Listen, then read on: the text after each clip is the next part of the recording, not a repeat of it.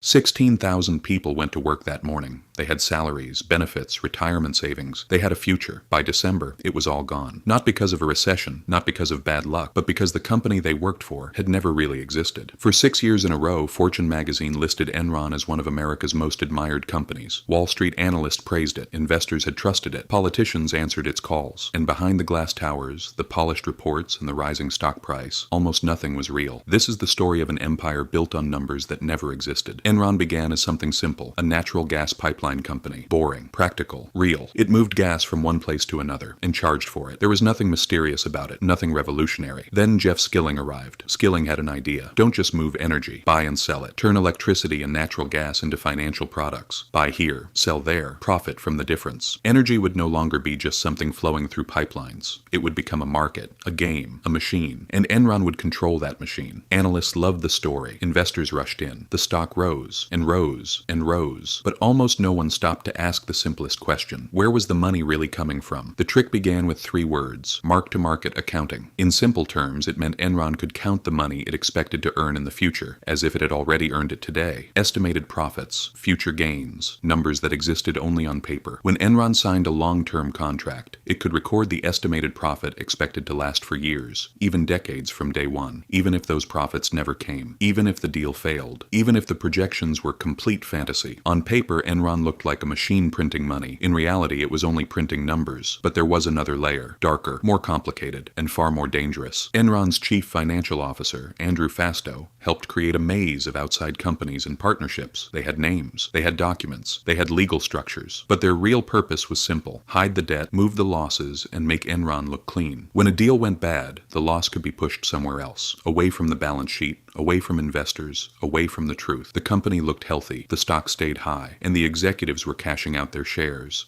While employees were being told to believe in the company, while retirement accounts were tied to Enron shares, while ordinary people trusted the story, some of the people at the top were already walking toward the exit. Every public company needs an auditor, someone independent, someone trustworthy, someone who checks the books and tells the world, this is real. Enron's auditor was Arthur Andersen, one of the most powerful accounting firms in the world. Year after year, Andersen approved Enron's financial statements. They saw the structures, they saw the complexity, they saw the risks, yet they approved the books anyway. Why? Because Enron was not just a client, it was a very valuable client. Audit fees, consulting fees, a relationship too profitable to question too aggressively. When investigators began closing in, Arthur Andersen employees destroyed documents. The auditors had not simply ignored the warning signs, they had helped bury them. Inside Enron, there was one person who clearly saw the danger. Her name was Sharon Watkins. Watkins, a vice president at the company, wrote a memo to CEO Kenneth Lay. She warned him about the accounting structures, the hidden losses, and the fragile foundation underneath the entire company. She understood what Enron had become, a skyscraper built on fog. That warning did not stop the machine. Watkins was pushed aside, the memo was buried, and Enron kept moving forward. But outside the company, some people had started asking questions. A short seller named Jim Chanos examined Enron's financial filings and noticed something strange. The numbers were confusing. The business model was hard to understand. The profits looked too smooth, too perfect, too clean. Then journalists began asking the question Enron could not answer. Where exactly is the money coming from? In October 2001, Enron announced a massive quarterly loss. The SEC launched an investigation. Confidence evaporated, and the stock began to fall, slowly at first, then all at once. $90, then below $1. For employees, this was not just a stock chart. It was their retirement, their savings, the reward for years of work. Many had been told to hold on to their shares, to believe, to trust the company. They trusted, and they lost almost everything. On December 2nd, 2001, Enron filed for bankruptcy. At the time, it was one of the largest corporate bankruptcies in American history. Thousands of jobs disappeared. Billions of dollars in market value were erased. Retirement accounts were destroyed. And Arthur Andersen, the auditor that had closed its eyes, collapsed under the weight of the scandal. Kenneth Lay was found guilty, but died before his sentence was announced. Jeff Skilling was found guilty and sentenced to prison. Andrew Fastow was found guilty and sentenced to prison. The empire was gone. And when the dust settled, the world saw what had been there from the beginning. Not innovation, not genius, not a new kind of company, a shadow. What Enron really teaches us is this. This is not just a story about accounting tricks. It is not only a story about a corrupt executive. This is a story about belief. Wall Street wanted the story to be true,